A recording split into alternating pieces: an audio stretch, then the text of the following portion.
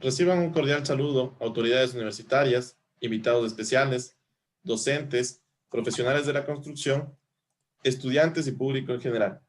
Continuamos con el 29º día del ciclo de conferencias El conocimiento no se detiene, Dr. Roberto Aguiar Falconi. Evento organizado por el Departamento de Investigación Científica de la Universidad de las Fuerzas Armadas ESPE en colaboración con el Grupo de Investigación Ciencia Lab. Solicitamos cordialmente la presencia del Dr. Roberto Aguiar a este espacio, quien ofrecerá unas palabras. Muy bien, muy buenas noches con todos. Agradezco la presencia del doctor Manuel Antonio Cando, quien es nuestro conferencista del día de hoy y va a hablar sobre el efecto de la rigidez en el desempeño sísmico de estructuras con muros de hormigón armado. Tema muy interesante y muy importante, habida cuenta de que en el Ecuador, concretamente en las principales ciudades, se están construyendo edificios de altura y eso va con muros de corte, con muros estructurales. Muchas gracias, doctor Cando, por la conferencia que nos va a dar y desde ya le deseamos éxito en la misma. Gracias, doctor. Muchas gracias, doctor Aguiar, por sus palabras. Damos la bienvenida a nuestro conferencista, doctor Antonio Cando, quien disertará la conferencia magistral con el tema Efecto de la rigidez en el desempeño sísmico de muros de hormigón armado. A continuación voy a leer un breve resumen de su hoja de vida.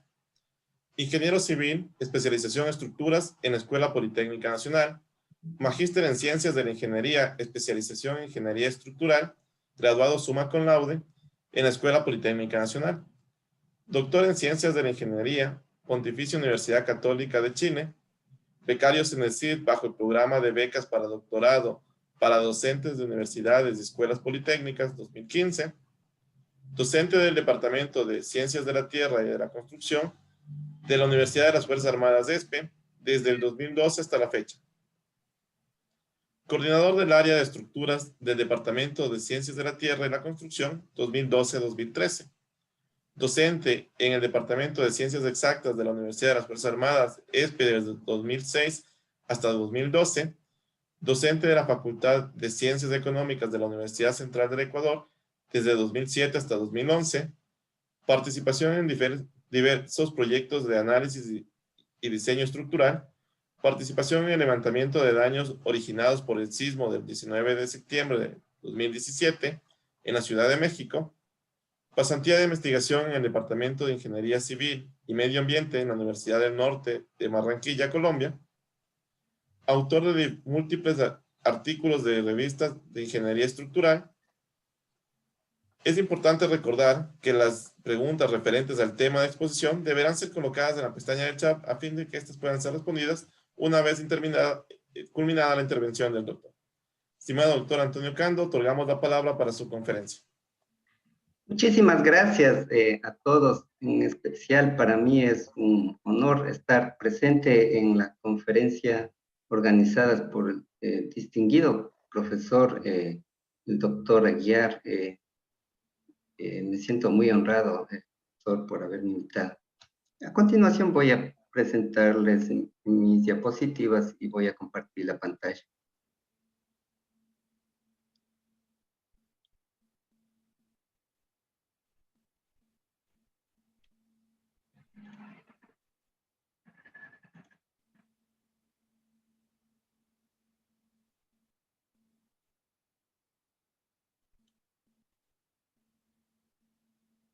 Bien, ahí se puede ver el título. Sí, estamos viendo su pantalla, doctor. Ya, ok, muchas gracias.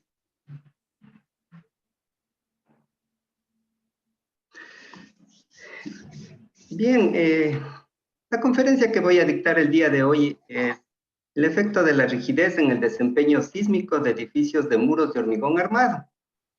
Este es parte de mis estudios de doctorado que realicé en la Pontificia Universidad Católica, supervisado bajo la dirección del profesor Matías Ube. Bien, El temario de esta presentación tiene que ver con los 8 puntos que se muestran en la pantalla. El primero, una introducción. El segundo, hablaremos de los objetivos de la investigación. Tercero, los edificios de estudio. El cuarto, la modelación que realicé en el programa OpenSys de estos edificios. El quinto, el efecto de la rigidez en la sobreresistencia y ductilidad. El sexto, el efecto de la rigidez en la fragilidad. 7, el efecto de la rigidez en la probabilidad por ciclo de vida de las estructuras. Y finalmente terminaremos con unas conclusiones. Bien. En Chile es bien común el uso de los muros en los edificios residenciales de más de 4 pisos. Como se puede ver aquí en la figura, este es un edificio en Santiago y aquí se muestra un esquema de la planta de este edificio. Se puede observar en esta planta los muros que están en dirección longitudinal a lo largo del corredor del edificio y muros en dirección transversal al mismo. Esta es una planta típica que se dan en los edificios con muros residenciales. Se le conoce como la planta como esqueleto de pescado. Bien, estos edificios, como se puede ver en la planta, incluyen una gran cantidad de muros estructurales. La densidad en planta de estos muros, que se define como el área de la sección transversal de los muros dividido para el área en planta del edificio, es aproximadamente 3 en cada dirección del edificio. En este gráfico se puede observar la densidad de los muros a lo largo de los años, ¿no? Aquí hay, por ejemplo, desde el año 1940, valores de densidad de muros. Valores tan pequeños como de aproximadamente 1% hasta valores como del 5 y más de densidad, siendo aproximadamente un promedio un 3% de densidad, ¿no? Y esta se ha mantenido a lo largo de los años. Tenemos aquí valores hasta el año 2010, ¿no? Bien. Una característica de estos edificios de muros estructurales es que se desempeñan bien en términos de seguridad y pérdidas económicas. Aquí tengo por ejemplo, lo que sucedió en el sismo de Valparaíso en el año de 1985, donde 400 edificios en Viña del Mar se sometieron a un sismo de 7.8 grados de magnitud y la mayoría experimentaron poco o ningún daño. Los edificios, después de las investigaciones que se realizaron, tuvieron poco daño debido a la gran cantidad de muros, por lo tanto, la gran rigidez lateral de estos edificios, lo cual produjo que también la deformación, la demanda de formación sea pequeña. En el sismo de Maule del 2010, es un sismo fuerte de 8.8 grados de magnitud, apenas un solo edificio colapsó. Y el 2% de los edificios residenciales construidos entre 1985 y el 2009 fueron dañados severamente, edificios de más de 9 pisos. Sin embargo, si se toman en cuenta edificios desde 3 y más pisos en este mismo periodo de tiempo, este porcentaje es aún menor. Y muchos edificios residenciales incluso no sufrieron ningún daño. Toda esta evidencia empírica nos indica que, entre otros factores, la gran rigidez lateral habría contribuido a un notable desempeño de estos edificios. Sin embargo, hay pocos estudios analíticos que se han conducido para evaluar el desempeño de esta clase de edificios en términos de seguridad y pérdidas económicas, y valorar de esta manera el efecto real que tiene la rigidez en estos edificios. Entonces, desde este punto de vista, es de relevancia para el estado de la práctica y para conocer el comportamiento de estos edificios, abordar este estudio, ¿no? En esta presentación voy a tratar lo que es el tema de la seguridad, parte de mi investigación, y el tema de las pérdidas económicas también se abordó, sin embargo, ese tema no consta en esta presentación. Bien, entonces, dentro de los objetivos tenemos el objetivo general, que es evaluar el efecto de la rigidez en el desempeño sísmico de edificios de muros de hormigón armado residenciales diseñados de acuerdo con las regulaciones chilenas, en especial con el TS60, que es para el diseño de muros de hormigón armado, y el TS61, que es para el cálculo de las fuerzas sísmicas. Como objetivos específicos es evaluar el efecto de la rigidez, la sobreresistencia y la ductilidad de desplazamiento, evaluar el efecto de la rigidez en la fragilidad para dos estados límites, el de seguridad de la vida y el de colapso, y evaluar el efecto de la rigidez en la probabilidad de alcanzar los dos estados límites en 50 años. En esta investigación se consideró el estado límite de seguridad de la vida, además del colapso, porque este estado está asociado al daño, mientras que los códigos de construcción están orientados a proteger a los ocupantes de los edificios en el caso de un sismo, proteger la vida. Sin embargo, ellos no garantizan acerca de el grado de daño que va a sufrir un edificio, las pérdidas económicas asociadas con el cierre de los edificios o los costos de reparación. Entonces, en ese sentido, el estado de seguridad de la vida que está asociada al daño es de relevancia y se incluyó en esta investigación, ¿no? La metodología. El primer paso fue la definición de los edificios de estudio y el diseño estructural. Después fue la creación de un modelo en OpenSys de los edificios y la definición del colapso. Tercero, se realizó análisis estáticos no lineales con el objeto de calcular dos factores, el de sobreresistencia y el de ductilidad de desplazamiento. Y el cuarto fue un análisis de fragilidad, con el objetivo de determinar medidas para cuantificar el desempeño en estos dos estados límites, ¿no? Entonces, dentro de esos tenemos el coeficiente de margen, la probabilidad condicional y la probabilidad en 50 años para estos dos estados, ¿no? No se incluyó en esta presentación, pero un paso previo fue primero analizar los modelos que dispone el programa OpenSys, ¿no? Para el análisis de muros. Y otro punto también fue el análisis de las probabilísticos de las pérdidas económicas, ¿no? Bien. Entonces, los edificios de estudio.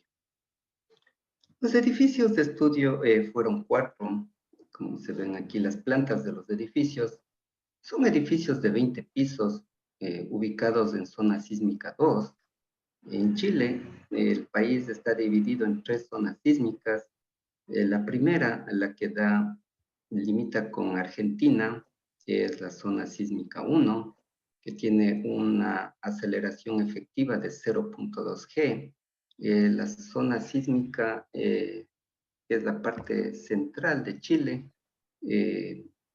donde se encuentra la región metropolitana, que es Santiago, tiene una zona sísmica 2 y una aceleración efectiva de 0.3 G.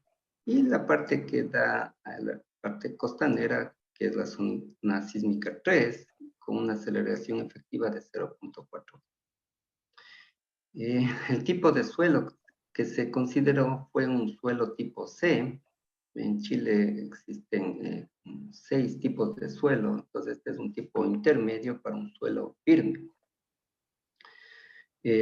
Una losa, las losas fueron de 16 centímetros, losas sólidas, como es la costumbre en Chile. Los muros se consideró de 30 centímetros de espesor y se mantuvieron constantes a lo alto del edificio. Y la altura de piso fue de 2.60 metros. Aquí las plantas, tenemos las 4 plantas de los edificios. El edificio B1 es el edificio más rígido. Tiene una densidad en planta de 4.8%. Este edificio se caracteriza por tener muros T, cuales aumentan la rigidez, muros T de 6.5 metros.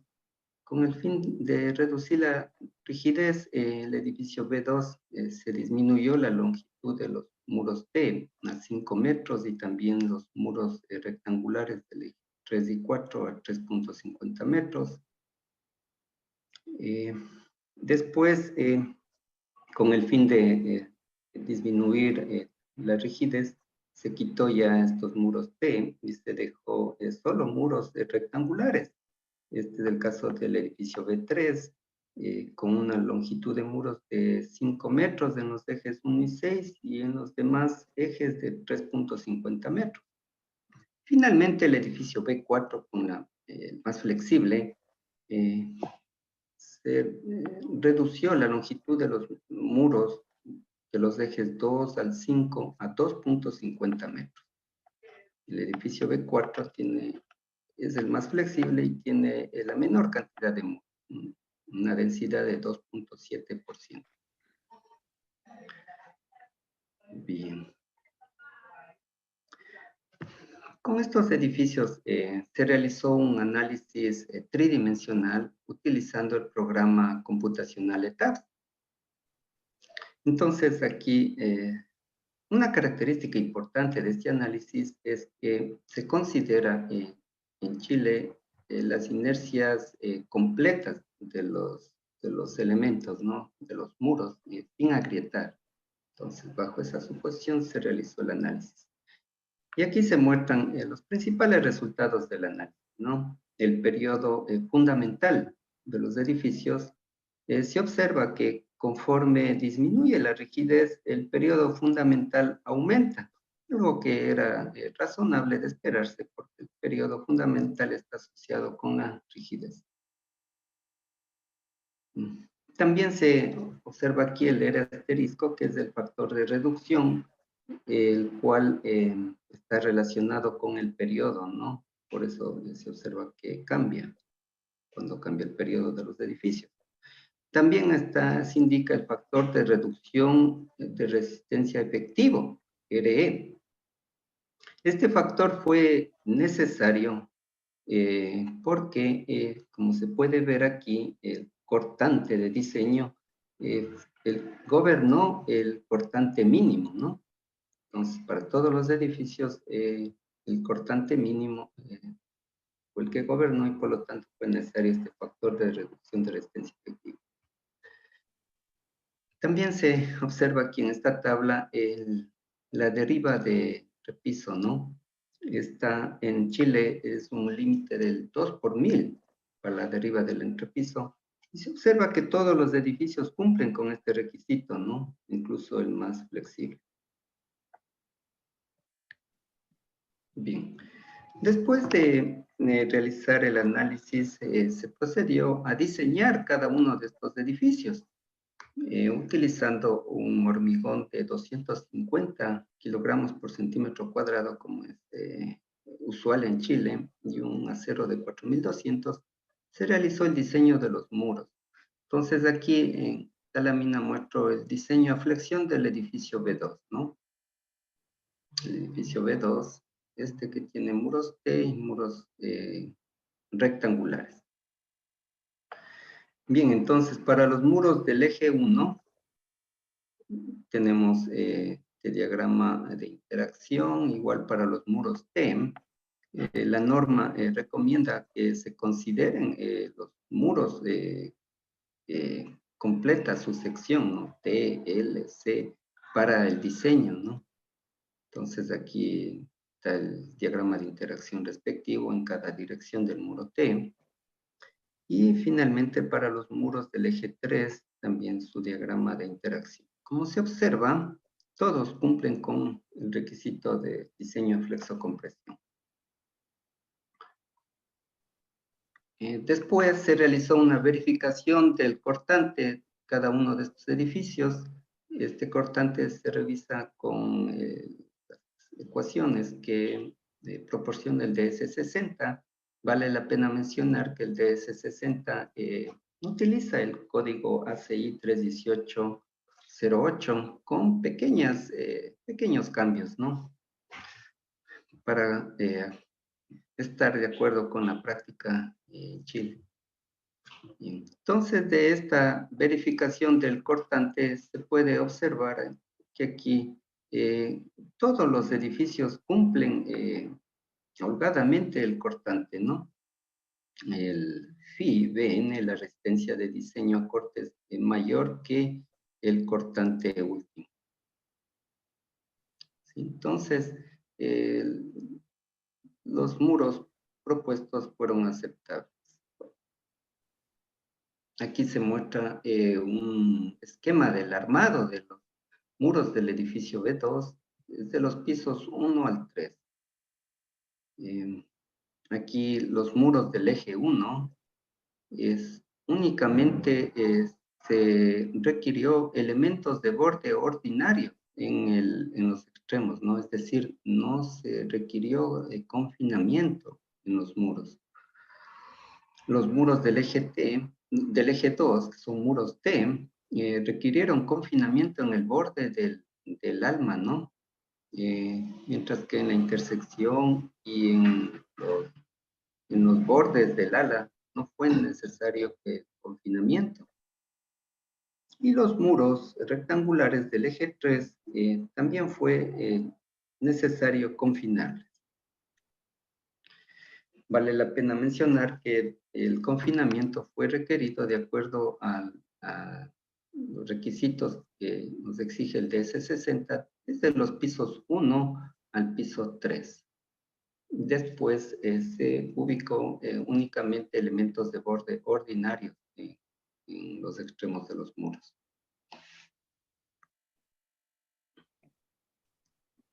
Bien.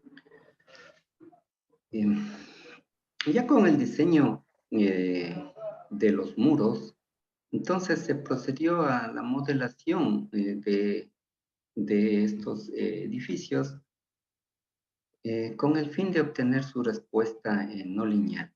Entonces se utilizó el programa computacional OpenSys. Y aquí en esta figura muestro el modelo analítico para los dos primeros pisos del edificio B2. Entonces, para los muros se utilizó el elemento NVLEM que dispone el programa OpenSys. Como se puede ver, se utilizó dos elementos por cada piso. Bien, el NVLEM se compone de dos barras o brazos rígidos en sus extremos y una serie de elementos o barras axiales, las cuales me permiten modelar la flexión axial que está presente en un muro estructural, ¿no? También a una altura C, que es 0.4 del alto del elemento, se ubicó un resorte para modelar el cortante, ¿no? Que también está presente en los muros. vale la pena mencionar que el MBLEN no considera la interacción flexión-corte, ¿no? Dentro del análisis, sino que realiza por separado. Bien. Para modelar las losas que actuarían como vigas de acople a los muros, se utilizó un elemento viga columna elástico de OpenSys con un ancho efectivo de la losa. Estos elementos se muestran aquí en color fucsia en cada entrepiso, ¿no? En cada piso, perdón. Bien.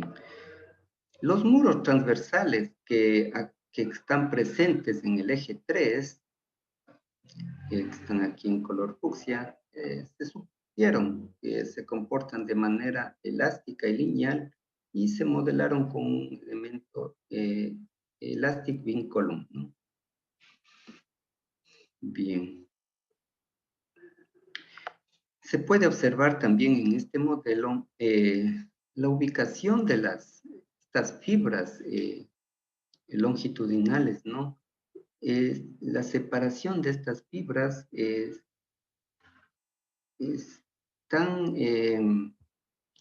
se muestran aquí, ¿no? Como se puede ver, tienen diferente espaciamiento. Aquí están los muros T del eje 2, están bastante pegadas aquí en la parte del ala, ¿sí?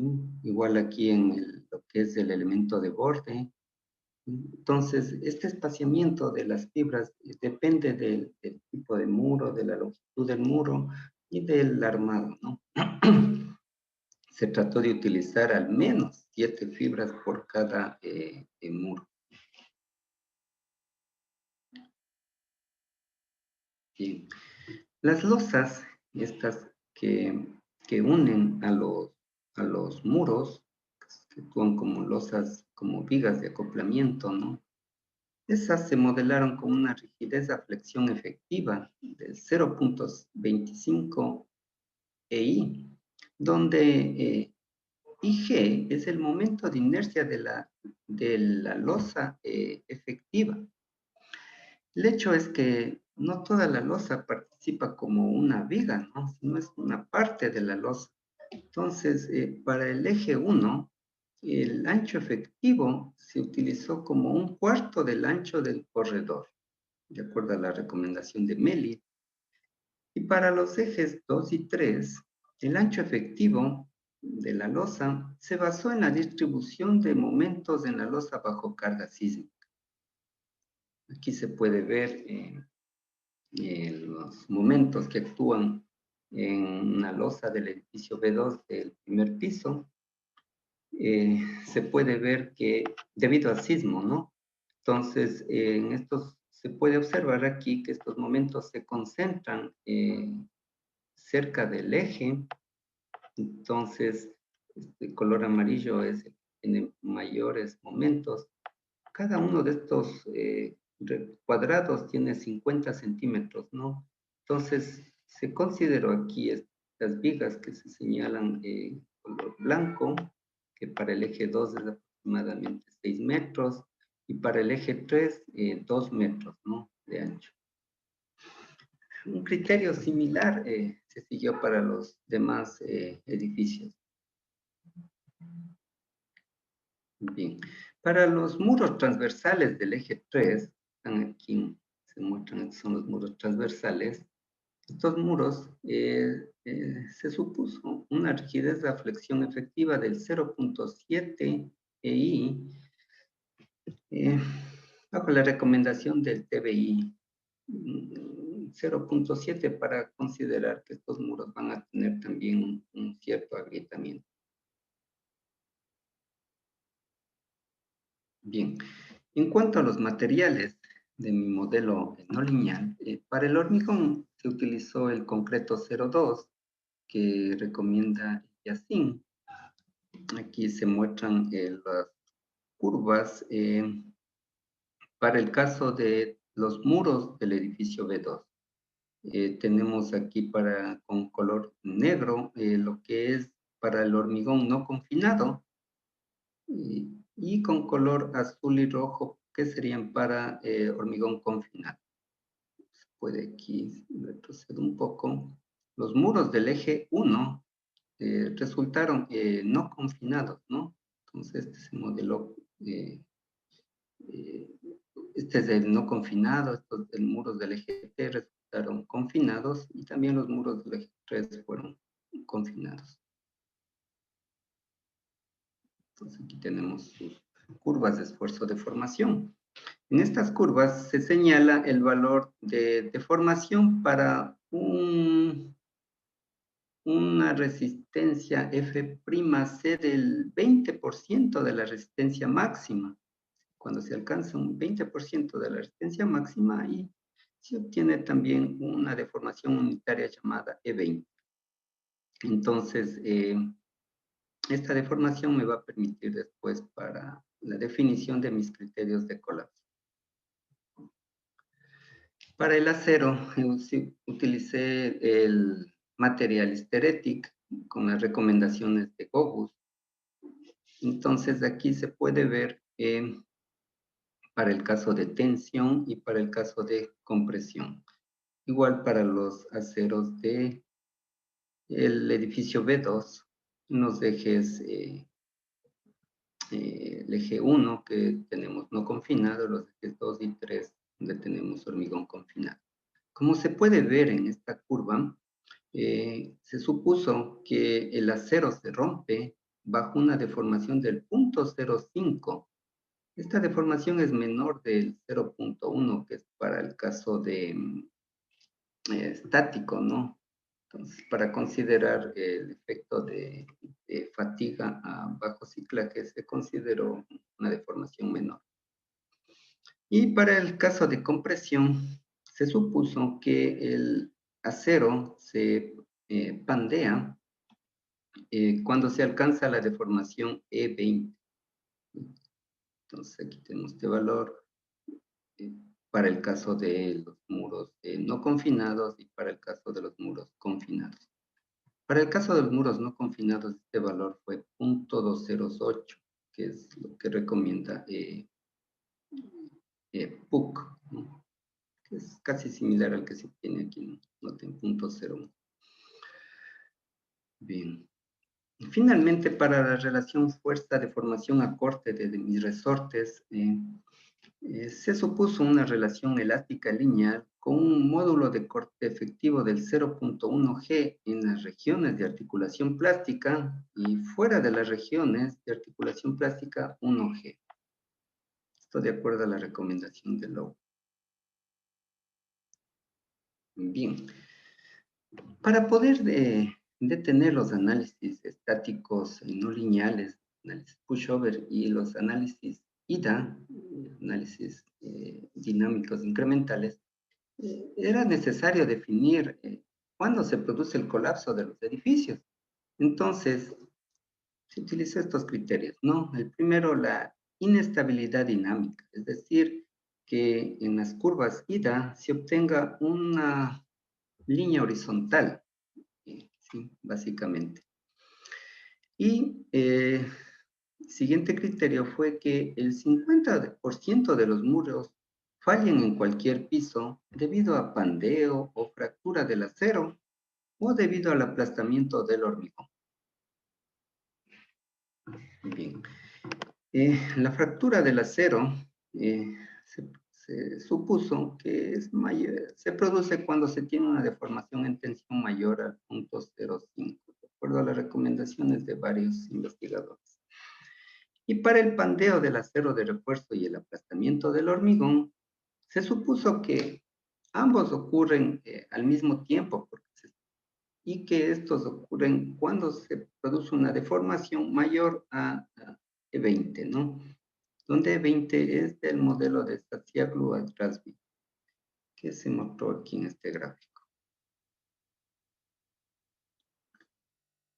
De acuerdo a esta suposición, el acero de refuerzo y el aplastamiento, el pandeo del acero de refuerzo y el aplastamiento se producen al mismo tiempo, ¿no?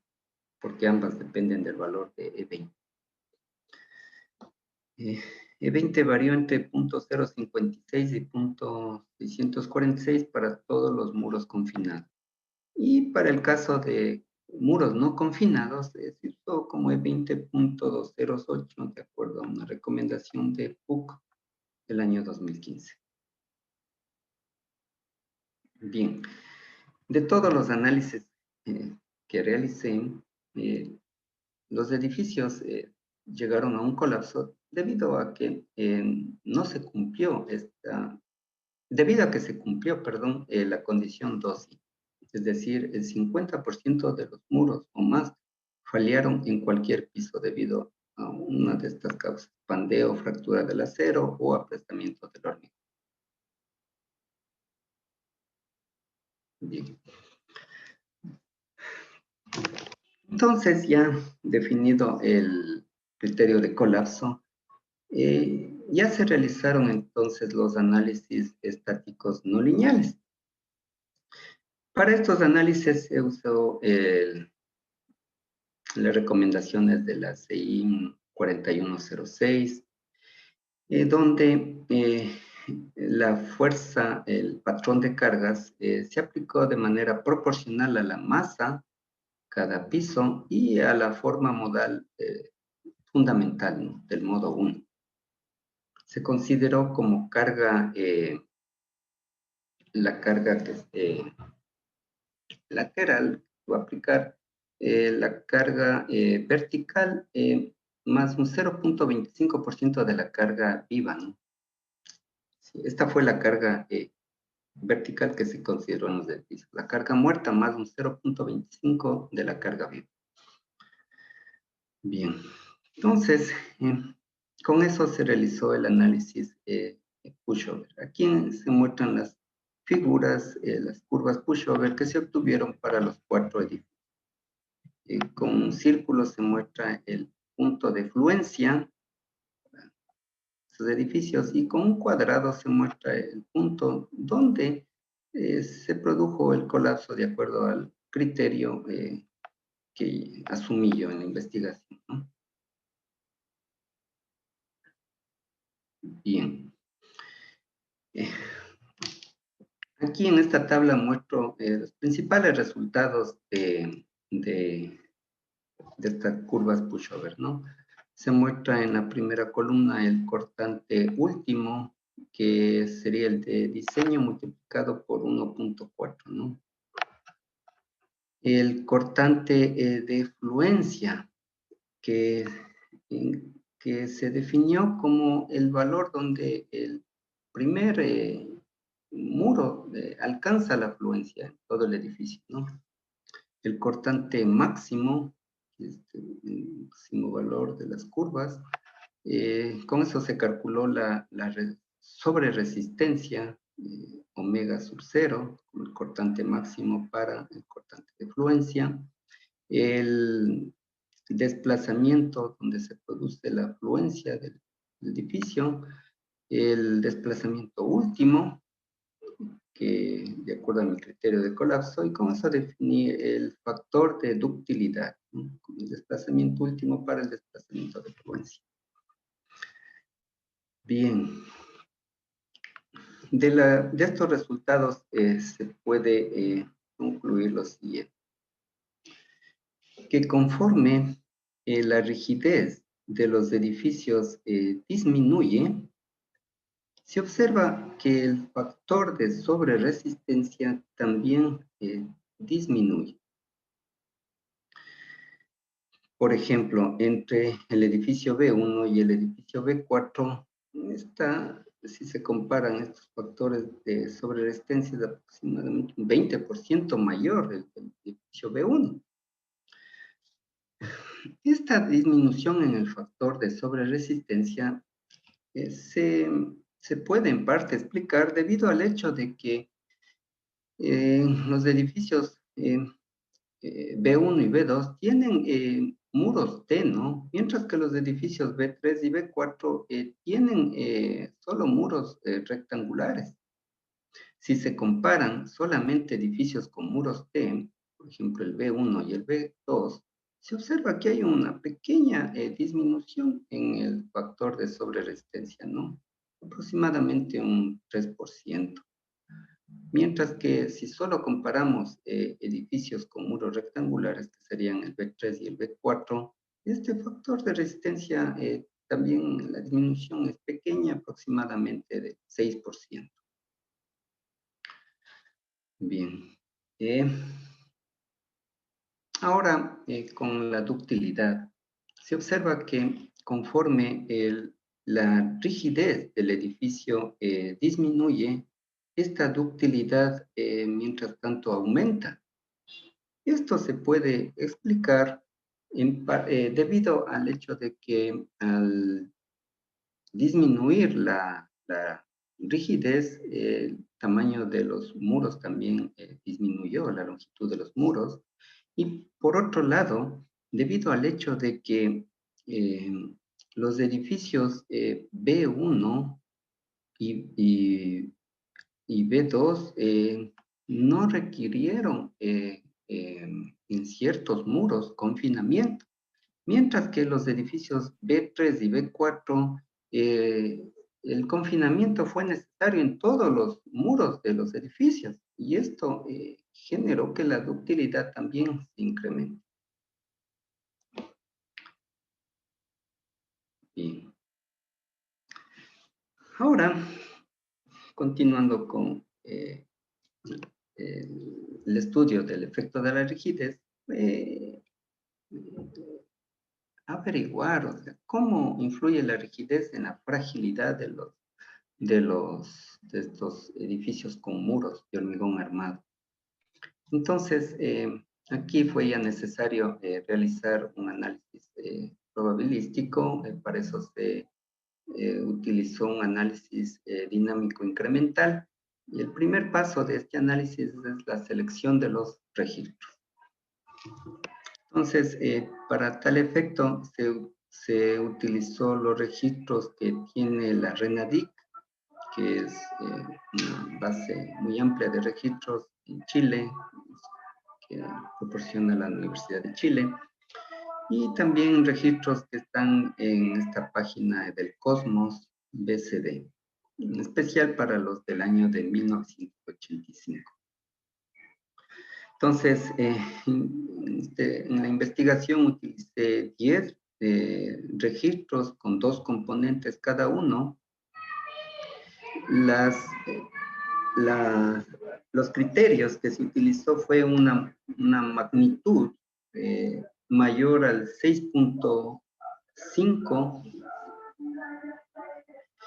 una PGA de más del 0.2 G,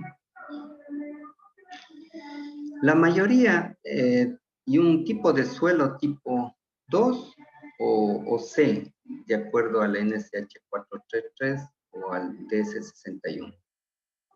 En la mayor parte de los casos se cumple este requisito, excepto en el registro de Tocopilla, donde fue un tipo 3.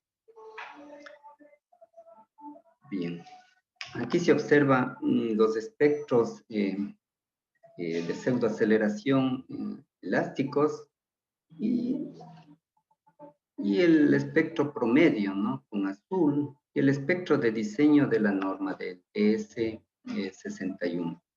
Como se puede observar, se ajusta bastante bien el espectro promedio con el espectro de diseño, con un pequeño aumento de energía para el intervalo de periodos pequeños, ¿no? De los edificios. También en este gráfico se muestra los periodos de cada uno de los edificios que analicé, ¿no? Con periodos agrietados que resultaron del programa Open.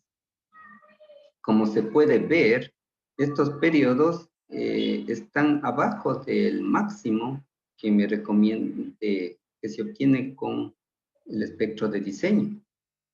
Están abajo del máximo. Bien. El análisis dinámico incremental.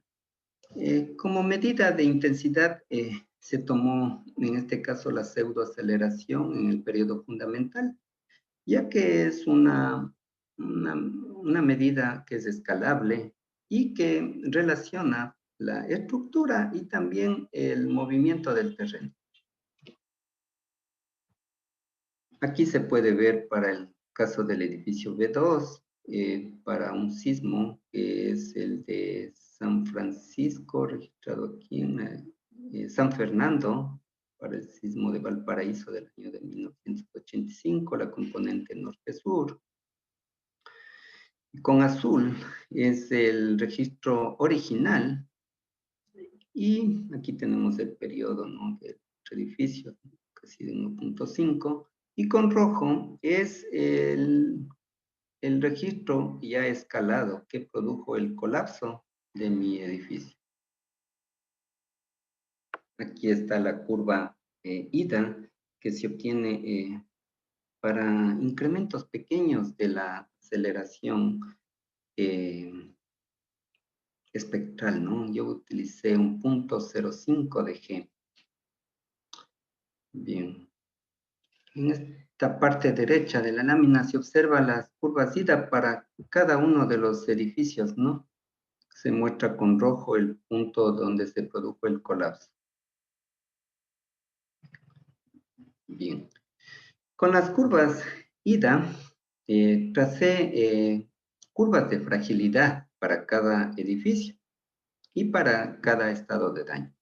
Aquí se muestran las curvas de fragilidad para el estado de seguridad de la vida. Este estado de seguridad de la vida, como mencioné al inicio, está relacionado con el daño y definí para un valor de 0.8 de la deriva de techo. Este valor de 0.8 fue ligeramente menor del 1 que recomienda el FIMA 356, ¿no? Se utilizó 0.8 porque ya algunos edificios alcanzaron el colapso para este valor. Bien. Y aquí se observa en esta tabla los principales resultados de mi análisis de fragilidad. Antes de comentar los resultados de la tabla, en las curvas IDA se observa que conforme aumenta la rigidez del edificio, esta intensidad para un 0.5 de probabilidad también aumenta, ¿no?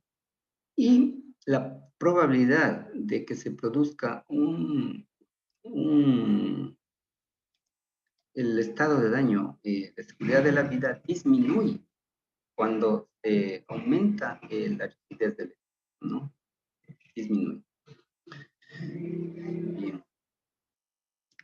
Entonces, con el fin de cuantificar estas curvas de fragilidad, yo utilicé dos medidas, ¿no?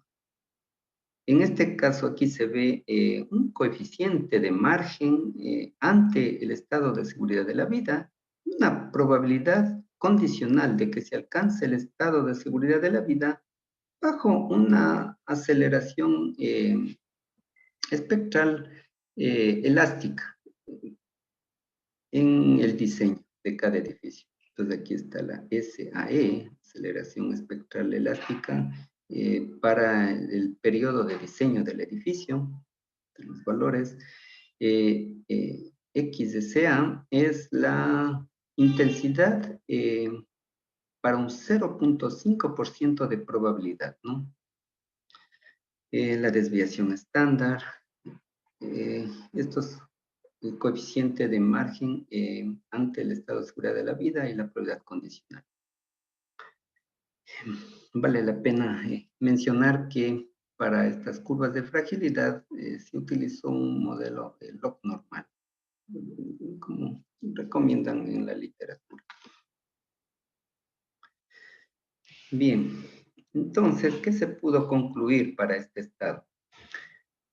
De que conforme la rigidez del edificio disminuye, este coeficiente de margen también disminuye. Este coeficiente de margen es como un factor de seguridad, ¿no? Entonces, está disminuyendo el factor de seguridad. Es decir, para este estado de seguridad de la vida, el edificio más vulnerable fue el edificio B4, es decir, el más flexible. La probabilidad condicional también, mientras tanto, aumenta cuando disminuye la rigidez. Noten que la probabilidad del edificio B4 es como 3 veces la probabilidad del edificio B1, ¿no?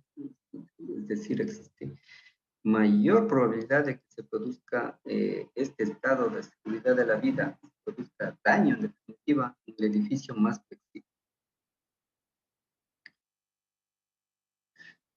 Después, tracé las curvas también del colapso, que se definió con el criterio que se utilizó al inicio, ¿no? De definición del colapso. Se puede ver en estas curvas que conforme aumenta la rigidez del edificio, esta intensidad de colapso mediana, que sería para un 0.5 de probabilidad, también aumenta, y la probabilidad de colapso disminuye conforme se aumenta la rigidez del edificio, ¿no? Disminuye.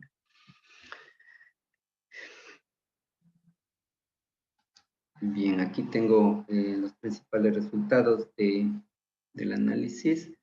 Tenemos la aceleración espectral elástica de diseño para cada edificio, la intensidad de colapso mediana, y la desviación estándar, este coeficiente de margen ante el colapso y la probabilidad condicional.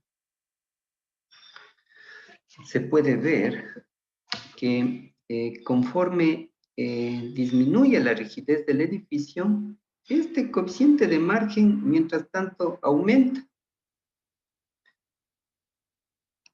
Este resultado no se esperaba, ¿no? Porque es contraintuitivo.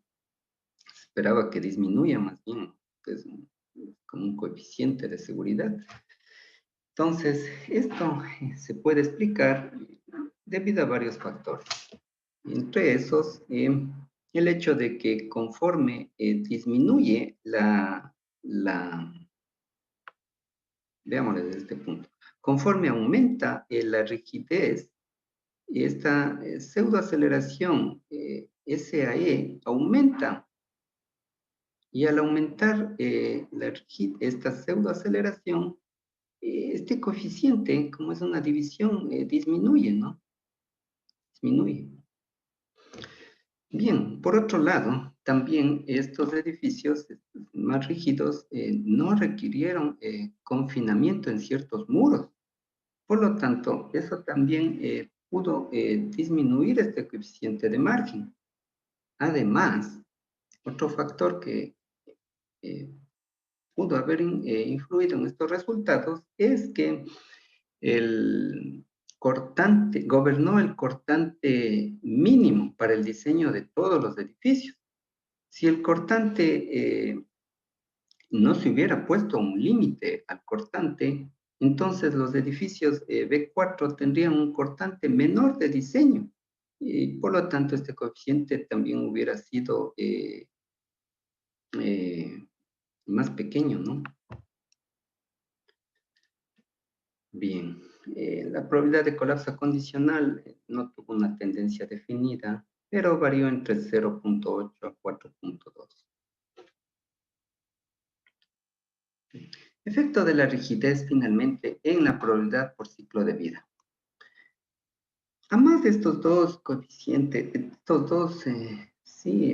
dos medidas para cuantificar la fragilidad de edificios, los coeficientes de probabilidad condicional, se utilizó otra medida que tiene que ver ya con el análisis de la amenaza sísmica, ¿no? Entonces, cuando este tema de la amenaza sísmica no fue parte del proyecto de investigación, Este tema fue realizado por los profesores Pablo Parra y la profesora Carolina Magna. Entonces, puedo comentarles algunos de los puntos que se tomaron para estos análisis, ¿no? La tasa anual media de excedencia de la medida de intensidad, esto es de la pseudoaceleración en el periodo fundamental, se determinó utilizando un análisis de amenaza sísmico probabilístico, utilizando el programa ERE-Crisis. La tectónica en Chile se caracteriza por tener sismos de subducción fuertes con una magnitud de 8, 8.5, con una tasa de desplazamiento de la placa de 68 a 80 milímetros por año y una recurrencia de aproximadamente 80 años, ¿no? Esto de acuerdo al estudio de Tuma y varios colaboradores del año 2014. Bien, para la geometría y las relaciones magnitud-recurrencia de cada falla, se obtuvieron de una investigación que realizó Martín. Se consideró 6 ecuaciones de predicción del movimiento del terreno, como se muestran aquí. La incertidumbre epistémica de cada una de estas GMPI dentro del árbol se consideró a través de un peso a cada una de estas medidas, ¿no? De estas ecuaciones, ciertos valores que se utilizaron a cada una de estas, ¿no? Entonces, con esto que les he comentado, se obtuvieron estas curvas de amenaza para que nos indican la tasa anual media de excedencia para cada valor de medida de intensidad, ¿no? Es pseudoaceleración en el periodo fundamental. Aquí se muestran estas curvas de amenaza para cada periodo del edificio, ¿sí? Son dependientes del periodo del edificio. En negro es la del edificio más rígido y en verde es del edificio más flexible. Como se puede observar aquí en el gráfico, conforme disminuye la rigidez del edificio, estas curvas de amenaza también, o la amenaza presente en estos edificios también disminuye. Esto se puede explicar debido al hecho de que, como se puede ver aquí en este gráfico del espectro, perdón, retroceda, estos periodos estuvieron después del máximo, ¿no? de mi espectro de diseño. Entonces, como están después del máximo, entonces al disminuir la rigidez del edificio, perdón, sí, al disminuir la rigidez del edificio, este periodo también disminuyó, ¿no? Y este periodo aumentó y la amenaza disminuyó, ¿sí? Conforme a este espectro de diseño, ¿no? La amenaza disminuyó. Pues, esto fue en parte debido a este hecho de que se encuentran los periodos de los edificios después del máximo.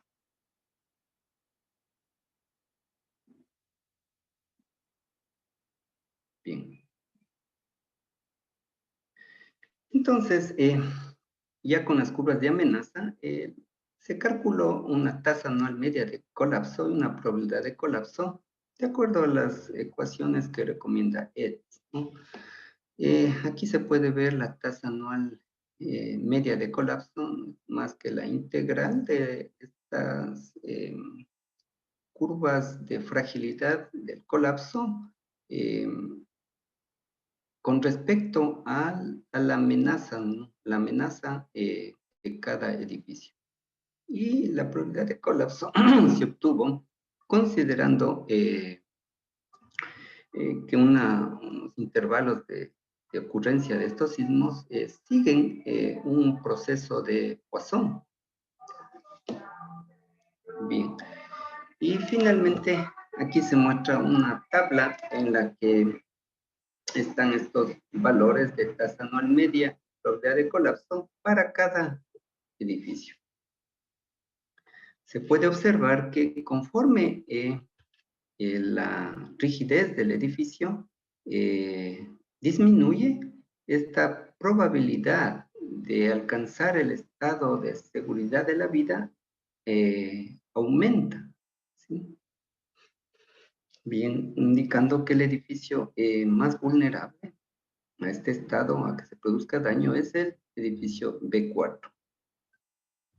Estas probabilidades están del orden del 8.9 al 11.1%, que son valores altos, por lo que es bastante probable que en estos edificios ocurra daño, es decir, no se pueda evitar el daño. Mientras tanto, que la probabilidad de colapso, al disminuir la rigidez del edificio, la probabilidad de colapso también disminuyó. Este resultado también contraintuitivo ya se obtuvo con el coeficiente de margen, ¿no? Y se puede explicar debido a estos mismos factores. El hecho de que al disminuir la rigidez de los edificios, aquí se observa que también disminuye la amenaza sobre estos edificios más flexibles, ¿no? Un factor, el otro factor debido al confinamiento, que los edificios más rígidos, el B1 y B2 no necesitaron confinamiento, mientras que el edificio B3 y B4 fue necesario el confinamiento en los muros, en todos los muros, y eso hizo que la probabilidad de colapso disminuya. Y también debido al hecho de que estos edificios se diseñaron todos con el cortante mínimo. Si no se hubiera tomado en cuenta el cortante mínimo, es probable también que el edificio B4 hubiera tenido una mayor probabilidad de colapso. Bien. Finalmente, las conclusiones de la investigación fueron las siguientes. El análisis Pushover muestra que cuando la rigidez disminuye, el factor de sobreresistencia decrece y la ductilidad de desplazamiento incrementa. Algo que ya comenté. Cuando la rigidez incrementa, la probabilidad de alcanzar el estado límite en 50 años disminuyó. Contraintuitivamente, la probabilidad de colapso en 50 años aumentó cuando la rigidez incrementa. Debido a, entre los factores que les he comentado, la mayor amenaza sísmica de los edificios más rígidos, el requerimiento de confinamiento más bajo de los edificios más rígidos y el esfuerzo de cortante mínimo requerido en el DS61. Quizá la conclusión más importante de esta primera parte del estudio es que debido a que el estado de seguridad de la vida está relacionado con el control del daño, el edificio con más baja rigidez resultó el más vulnerable para este estado límite, los edificios más flexibles. Bien, los resultados de esta investigación publicó en la revista Engineering Structures en el año 2020. Está disponible también para que puedan revisar. Muchísimas gracias por permitirme presentar la investigación que he realizado. Si hay preguntas de la audiencia, puedo empezar a responder. Muchas gracias, estimado doctor Antonio Cando, por su excelente intervención. Tenemos A continuación, la ronda de preguntas por parte del auditorio. La primera pregunta dice, doctor Cando, muy interesante la presentación. Sin embargo, me llama la atención que las curvas pushover muestran un comportamiento elástico frágil y se indican ductilidades de 4. Sin embargo, la ductilidad es la capacidad de deformarse plásticamente sin pérdida de resistencia. Entonces, ¿por qué se tomó la primera fluencia como parámetro de desplazamiento de fluencia y el desplazamiento máximo para el cálculo de ductilidad? Sí.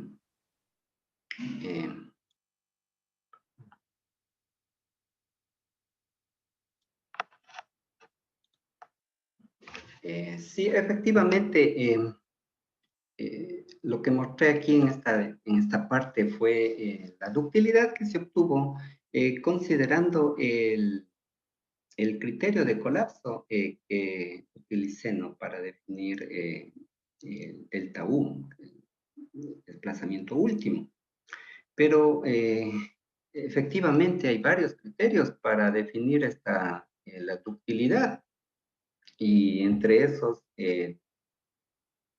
desgraciadamente no le tengo aquí en la presentación, pero también se utilizó otro criterio que consiste en definir la ductilidad a través de una curva bilineal, donde se alcanza el punto último cuando se produce una pequeña pérdida en la resistencia máxima del orden del 15%, no estoy más seguro. Bien, entonces ahí se obtuvo utilidades mucho más pequeñas, ¿no?, que la que se muestra. El hecho es que los edificios, en este caso, los edificios, como se ve, conforme aumenta la rigidez, esta ductilidad también disminuyó. Mientras que los edificios P4, en este caso esta ductilidad se ve que es un poco mayor. En parte, esta ductilidad pequeña que se obtiene en los edificios B1, B2, es porque no fue necesario el confinamiento en los muros. Este requisito de que no confinar los muros fue para hacer un diseño así de acuerdo al código, ¿no? Porque si cumple el no confinamiento, entonces se le dejaba así la sección. Es probable de que si se confinaban estos muros, las curvas hubieran también cambiado, hubiera aumentado el confinamiento, hubiera aumentado la ductilidad de esos edificios. Por otro lado, también la ductilidad en estos edificios disminuyó un poco por el hecho de este acoplamiento que existen en los muros, ¿no? También hay un estudio, un artículo del edificio, de un edificio modelado en Chile con otro BIM Transmodel. Entonces, ahí también obtiene una curva así con poca ductilidad para el edificio. Y una de las causas que también menciona en este estudio es el efecto de acoplamiento que existen en estos muros por las losas.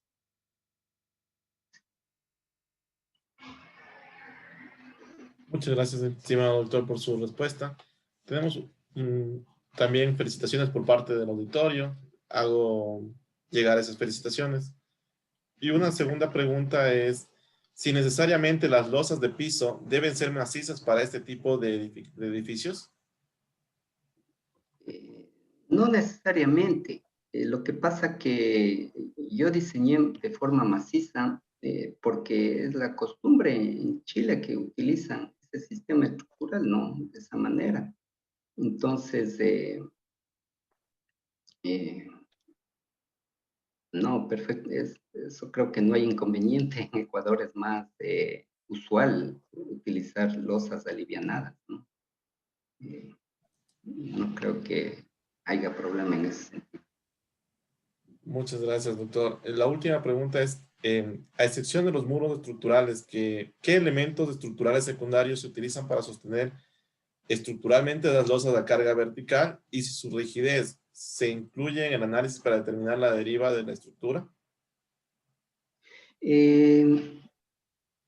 Sí, a veces, ¿qué pasa? Que en Chile, gran parte, por decirle el 99%, 99.9% es solo muros estructurales lo que está presente en los edificios, ¿no? También se observa una que otra columna, pero es poco, ¿no?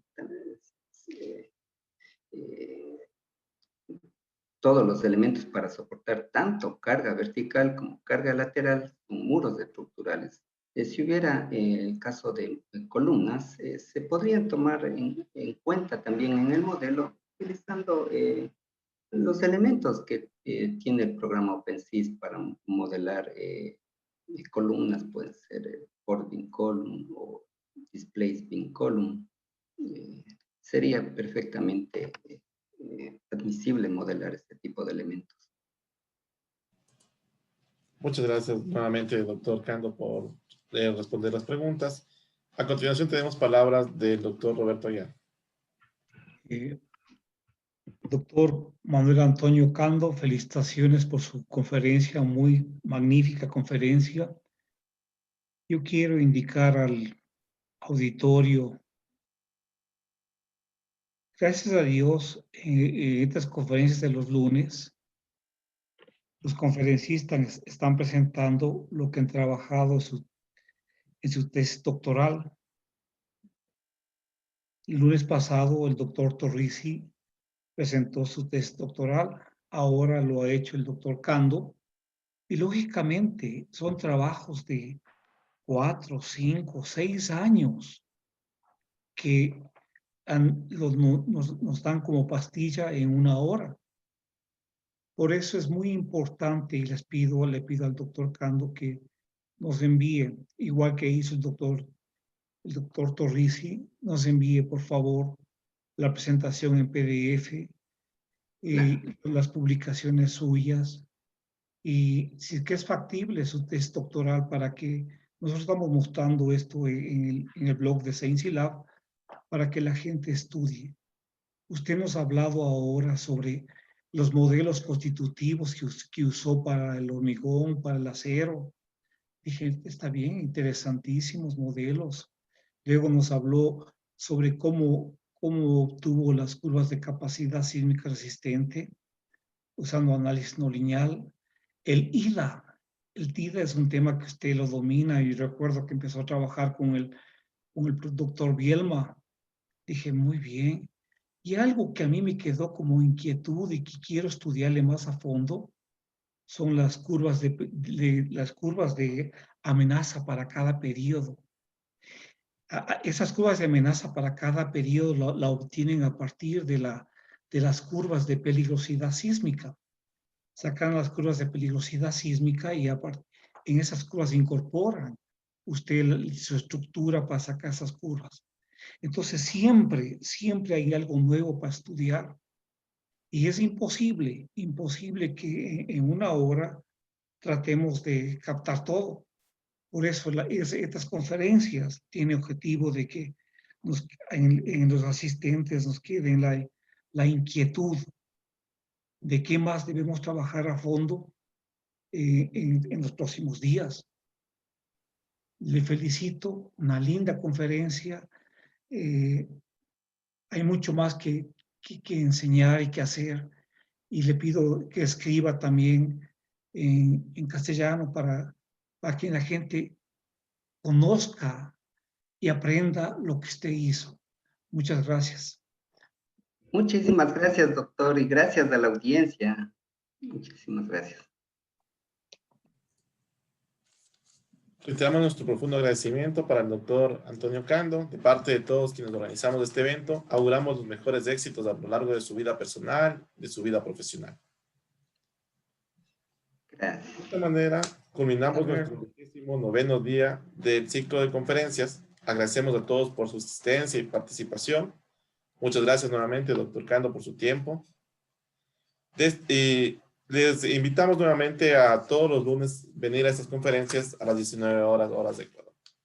Tengan una buena noche. Hasta un próximo lunes. Muchas gracias. Perdón. Gracias, ingeniero. Gracias.